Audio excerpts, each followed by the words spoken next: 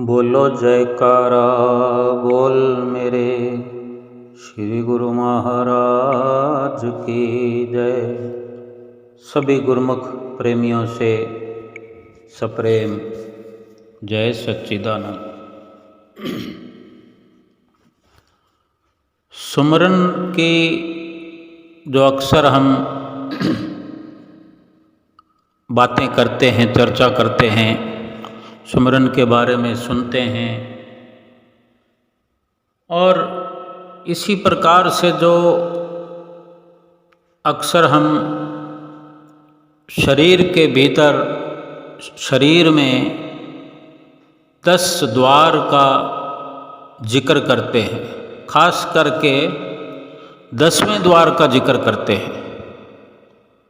बाकी जिक्र में नहीं आते, लेकिन इस प्रकार से अवश्य जिक्र होता है कि 9 दरवाज़ों से अपनी सूरत को निकाल कर 9 द्वारों से जो ये सूरत बाहर की ओर संसार भर में फैली रहती है, उन सब द्वारों से निकालते हुए सूरत को, अपने ध्यान को 10वें द्वार में टिकाना है,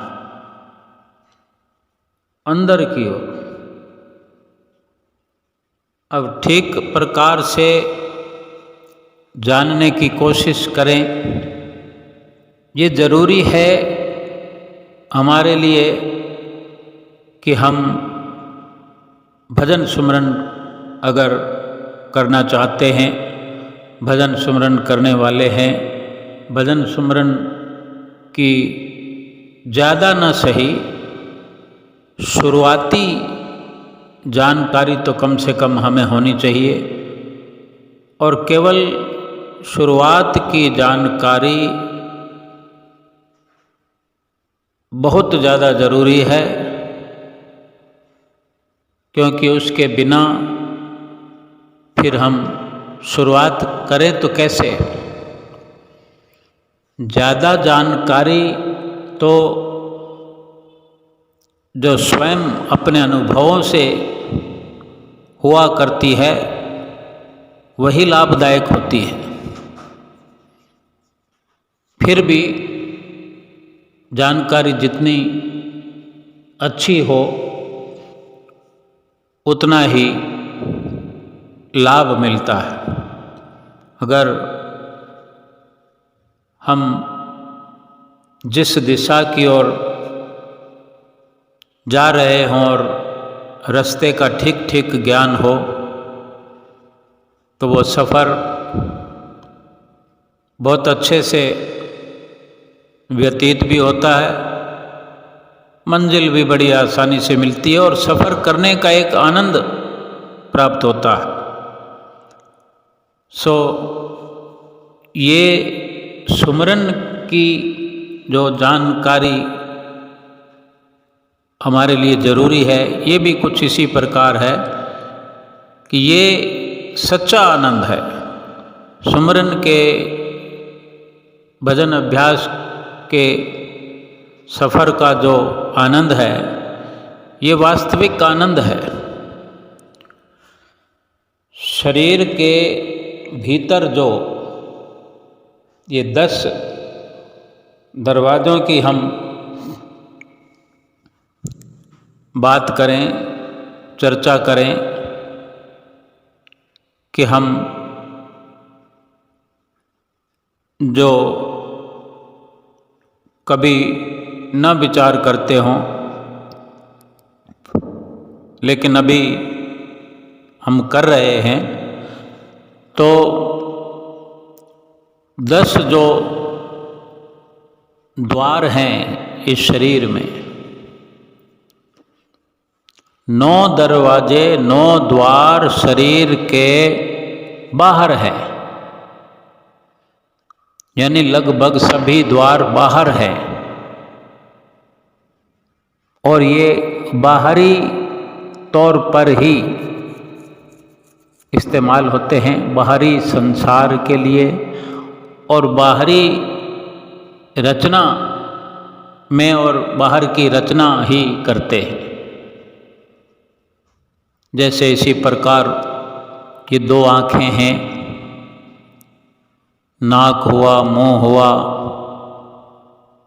नाभि द्वार, मल मूत्र द्वार, ये कुल मिला के 9 द्वार हैं। अब 10वां जो द्वार है वो भीतर है। इशारा हमको बाहर से मिलता है कि 10वां द्वार कहाँ पर है। आँखों के पास ही है, आँखों के थोड़ा ऊपर है, आँखों के बीच में है। अब एक ही द्वार भीतर रख छोड़ा है। अब इसको आँख भी कहते हैं, तीसरी आँख, इंग्लिश में कहते हैं थर्ड आई, कोई और बोलचाल की भाषा में नुक्ता-ए सफ़ेदा। और 10वां द्वार शिव नेत्र, दिव्य दृष्टि। हर शब्द के भी अपने मायने, यानी एक ही नाम के अधिक पर्यायवाची शब्द हैं तो पर्यायवाची मतलब भी है। अब द्वार है, ये दरवाज़ा है। जैसे बाहर हैं ये बाहरी खुलते हैं, ये भीतर की ओर खुलता है। अगर थोड़ी भी जानकारी हमें मिल जाए तो बड़ी आसानी हो जाती है। ये जितने भी बाकी के 9 दरवाजे हैं, ये बाहरी संसार से, बाहरी शरीर से मतलब रखने वाले हैं। इनकी रचना बाहर की ओर जो की है, तो ये शरीर और संसार का ही तालमेल बनाते हैं। अब जो भीतर है 10वां द्वार, वो सीधे सीधे खुला हुआ भी नहीं है, बाकी सब द्वार खुले हुए हैं। एक भी अगर बंद हो जाए तो बड़ी मुश्किल पैदा हो जाती है। 9 द्वारों में कोई भी द्वार अगर बंद हो जन्म लेते वक्त, तो डॉक्टरों के लिए मुश्किल खड़ी हो जाती है, क्योंकि ठीक से समझ पाना मुश्किल हो जाता है। फिर वे अपना निरीक्षण परीक्षण करते हैं और भविष्य में बचपन के बाद कभी किसी कारण से कोई द्वार बंद हो जाए या किसी द्वार में कुछ परेशानी हो जाए तो शारीरिक तौर पर बड़ी मुसीबत आ जाती है, क्योंकि सब के सब द्वार अपना अपना महत्व रखते हैं। अब हम ये विचार करें कि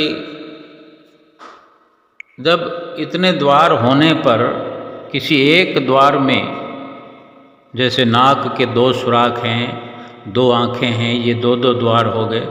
नाक के 2 सुराख होने पर अगर एक ये द्वार सुराख, एक दरवाज़ा नाक का बंद हो जाए, श्वास लेने में दिक्कत हो जाएगी। बेशक मजबूरी में कुछ भी होता होगा, लेकिन आदतन जब 2 नाक के 2 सुराखों से श्वास लेते हुए हमारी दिनचर्या बनी हुई है, तो एक से लेना पड़ेगा तो दिक्कत होगी। जैसे 2 आँखें हैं, एक आँख से भी पूरा संसार नज़र आ जाता है, लेकिन एक आँख अगर बंद हो जाए तो एक साइड का हिस्सा हम चलते हुए, यानी एक समय में 2 साइडों में नहीं देख सकते, जबकि दोनों आँखों होने पर दोनों साइडों से दाएं बाएं हमारी पैनी नज़र बनी रहती है और सामने तो देखते ही है। साइड से भी अगर कोई आहट होती है तो आँख तुरंत सर घुमाने से पहले आँख की पुतली घूम जाए तो नज़रों से जायज़ा ले लिया जाता है कि कोई इधर फटक रहा है या कोई कुछ इधर से हुआ है। ज़रूरत पड़ने पर हम अपना मुंह घुमाकर, सर घुमाकर स्थिति का पूरा जायज़ा ले लेते हैं। अब इतना महत्व शरीर के इन द्वारों का है जो कि केवल सांसारिक स्तर पर ही काम आते हैं, शारीरिक स्तर पर ही काम आते हैं, या कह सकते हैं कि ये मायावी द्वार है। मायावी द्वार ना होते तो बार बार ये जिक्र ना आता कि हमारा ध्यान जो इन द्वारों के माध्यम से बाहर भटक जाता है। ध्यान जो है, हमारी सुरत जो है, वो अंदरूनी है, लेकिन इन खुले हुए द्वारों के कारण आदतन बाहर की ओर निकलकर पूरे संसार में फैली हुई है। केवल गली मोहल्ले की बात नहीं है। ये जो हम कहते हैं कि ये मन की इतनी दौड़ है, अपने ख्यालों की इतनी दौड़ है कि एक पलक झपकने से पहले 7 समुंदर पार होकर वापस आ जाता है।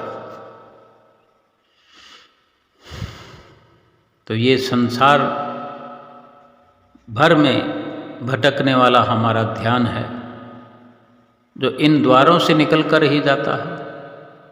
अब संत महापुरुष जो बार बार कहते हैं कि अपनी सुरति को, अपने ध्यान को एकत्रित करो, एकाग्र करो, बाहर से समेटो, अंदर में लगाओ, ऊपर को ले जाओ,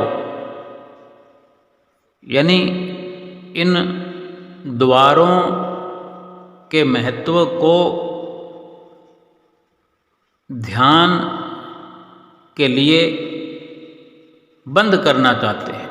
सुरत के लिए, ध्यान के लिए ये द्वार फायदेमंद नहीं है, इनकी ज़रूरत है, ये काम आते हैं। शरीर को निरोग रखने के लिए ये अपने अपने अंदाज से सही दिशा में काम करते रहें, लेकिन सुरत जो ध्यान जो अंदर की चीज़ है, ये इनके माध्यम से अगर बाहर की ओर भटकती है तो ये जीवात्मा के लिए नुकसान है, ये निजी नुकसान है। ये नुकसान शरीर के स्तर से कहीं असंख्य गुना भारी है, जो बर्दाश्त नहीं किया जा सकता। और उस ध्यान को कहाँ लगाना है? जहाँ उस ध्यान का असली ठिकाना, असली केंद्र है, वो है 10वां द्वार, जो कि बाहर से ही इशारा हो जाता है कि ये आँखों के थोड़ा सा ऊपर जो बिंदी लगती है, इसी जगह के ठीक पीछे की ओर, अंदर की ओर, ये असली सुरत का, आत्मा का, मन का असली ठिकाना है। लेकिन अगर यहाँ एकाग्र नहीं हम कर पाते या ये एकाग्र नहीं है, तो बार बार ये अपनी जगह छोड़ करके, अपना ठिकाना छोड़ करके भागता फिरता है। यही मन का भटकाव है और यही सारी आत्मा की मुसीबत है कि आत्मा इसी मन के साथ मिलकर, मन की संगत में अपने ठिकाने को छोड़कर नीचे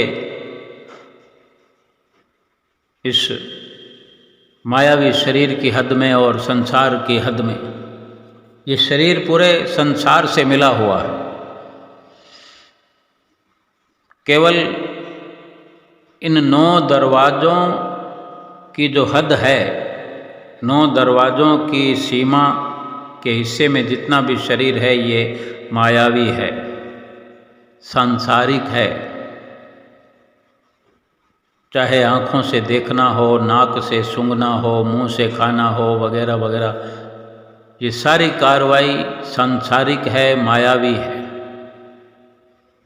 एक 10वां द्वार जो भीतर की ओर है, एक आत्मा की हिफाजत के लिए, भटकते हुए ध्यान की हिफाजत के लिए,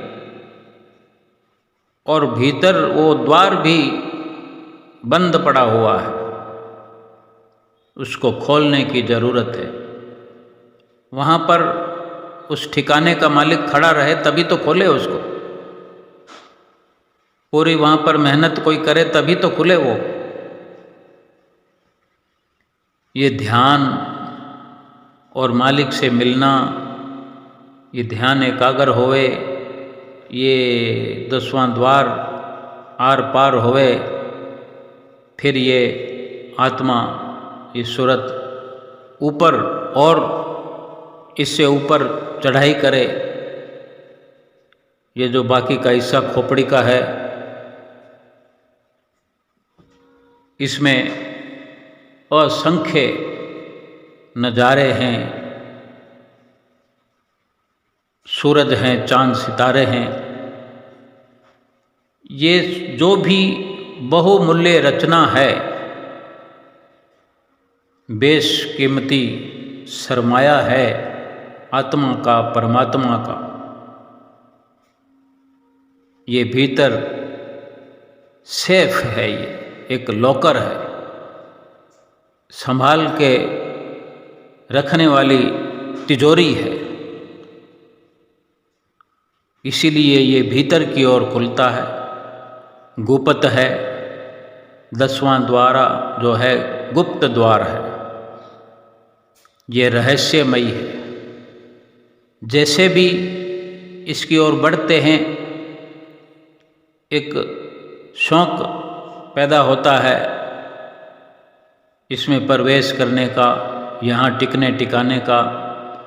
और जब ध्यान एकाग्र होता है और जब ऊपर की चढ़ाइयों पर चढ़ने का, पहुँचने का अवसर मिलता है, तो वो रहस्य, वो राज खुलते जाते हैं। और फिर इतना भीतर पहुँचते पहुँचते जो बेशकीमती रहस्यों से पर्दा उठता है, तब ये जीव इतना विस्मृत होता है, शर्मसार भी होता है कि मैं कहाँ क्षणभंगुर नाशवान संसार की भटकना में इतना समय व्यतीत कर आया हूँ। यहाँ पर इतने बेशकीमती नज़ारे, सुंदर सुंदर चांद सितारे, सतगुरु के दर्शन प्यारे प्यारे,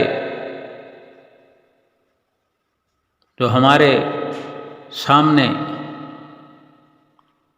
ज्यों का त्यों विराजमान होकर दर्शन दे रहे हैं। एक पल भी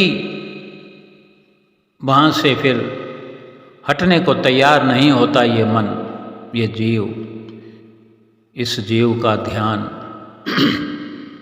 अभी अंदर जुड़ता नहीं। एक बार जुड़ जाए तो फिर बाहर की ओर मुड़ता नहीं। महापुरुष बार बार हमें सचेत करते हैं, आगाह करते हैं कि अपने भीतर जाओ, शरीर रूपी घर के भीतर जाओ। शरीर के बाहर कुछ नहीं रखा। और वास्तव में हम अगर यकीनन समझना भी चाहें, जिस भी पहलू से समझना चाहें, समझ सकते हैं कि ये बाहर के जितने भी द्वार हैं, क्या रखा है इसमें, इनमें क्या रखा है? किसी प्रकार की कोई पवित्रता है? जिस द्वार के बारे में हम सोचेंगे विचारेंगे, गंदगी के सिवा कुछ भी नहीं है। 10वें द्वार के बारे में हमें कुछ पता नहीं है। इन 9 दरवाज़ों के बारे में हमने कभी सोचा नहीं, कभी विचारा नहीं है कि ये क्या है। अगर शरीर के अंदर गंदगी का गोदाम है तो वो सारा का सारा गोदाम, वो गंदगी का जखीरा इन 9 द्वारों की बदौलत है। ये बाहर से गंदगी ग्रहण भी करते हैं और भीतर से गंदगी को बाहर निकालते भी हैं। जब भी हम चाहें ठीक से समझना, समझ सकते हैं। एग्जाम्पल, उदाहरण के तौर पर केवल आँखों से हम समझ सकते हैं। इन्हीं आँखों से हम मंदिर द्वारों में जाकर भगवान के दर्शन करते हैं कि नहीं? लेकिन अगर इन आँखों को चेक कराएं तो क्या कुछ इसमें दिखाई देता है? कुछ इन आँखों से प्राप्त होता है? और एक लंबे अरसे के बाद, उम्र ढलने के बाद इन आँखों से केवल गंदगी ही निकलती है, नज़र कमज़ोर हो जाती है, समय समय पर आँखों पर दवाई डालने की जरूरत होती है, एक समय पर आँखों पर चश्मा लगाना पड़ता है और एक समय पर आँखें देखना भी बंद कर दें, कमज़ोर तो हो ही जाती है। आँखों से क्या निकलेगा? मवाद निकलेगा। ऐसे ही नाक है, ऐसे ही मुंह है, इधर उधर थूकते रहते हैं। बढ़िया से बढ़िया खा लें, देसी घी का हलवा खा लें, मूंग दाल हलवा खा लें, थोड़ी देर बाद में तो थूकना ही हो सकता है मुंह से। यानी ऐसी इन 9 द्वारों से प्रतिक्रिया होती है, ऐसी 9 द्वारों से हमारी दिनचर्या रहती है कि कुछ भी करते हुए कोई देखे तो उसे घृणा होती है। हमें कोई थूकते हुए देखे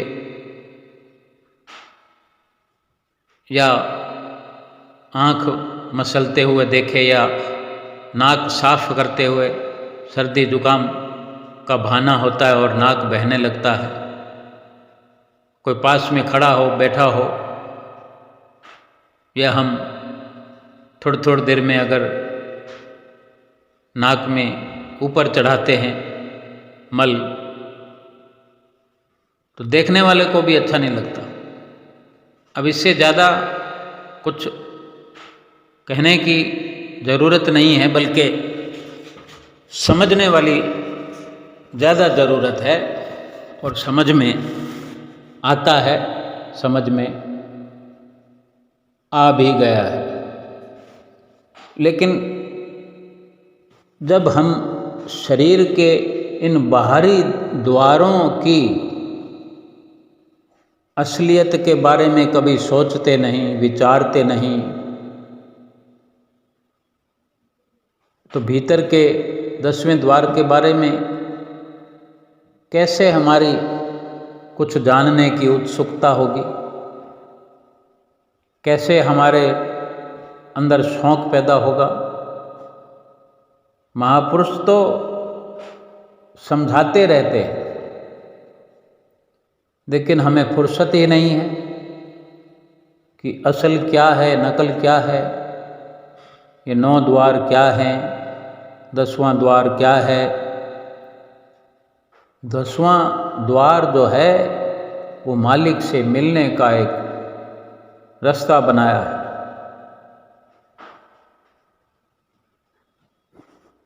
इस द्वार तक जो पहुंच जाए, जो अपने ध्यान को इस 10वें द्वार पर एकत्र करे, इकट्ठा करे और पूरी जुगत लगाते हुए, यूं अकेले भी बहुत भारी काम है ये, सतगुरु का आशीर्वाद लेने की जरूरत है। अपने ध्यान को यहाँ इकट्ठा करे, एकाग्र करे, सतगुरु का ध्यान लगातार मस्तक पर, जहाँ 10वां द्वार है वहाँ उसको अपने ध्यान में बसाए हुए वहाँ विराजमान करे और भीतर ही भीतर पुकार करे कि ये मेरे सतगुरु शहंशाह, मुझे ज़िंदगी बख्शने वाले, मुझे नाम की दात बख्शने वाले सतगुरु जी, आपकी मदद के बिना, आपके आशीर्वाद के बिना ये संभव नहीं कि मैं यहाँ से भीतर प्रवेश करके और अपने बल पर मैं आपके निज देश में, ऊपर के लोकों में पहुँच सकूं, सफ़र कर सकूं। मेरे में इतनी सामर्थ्य नहीं। इतनी प्रार्थना नित्य करें। जब जब भी इस प्रकार से सुमरन में बैठते हैं, ध्यान को एकाग्र करते हुए जब यहाँ रुकते हैं, ठहरते हैं, ठहराव करते हैं, तो ये प्रार्थना अवश्य करें और अवश्य ही ये सफलता प्राप्त होएगी। क्योंकि जिस काम के बारे में हम जानते नहीं होते हैं, जब तक जिस जगह पर हम गए नहीं होते हैं, लेकिन जानकारी मिल जाए और जानकारी लेते लेते सफ़र करते चलें तो पहुंचा जा सकता है मंजिल पर। और इस प्रकार जो हमारा समय होता है 2 घंटे भजन अभ्यास करने का,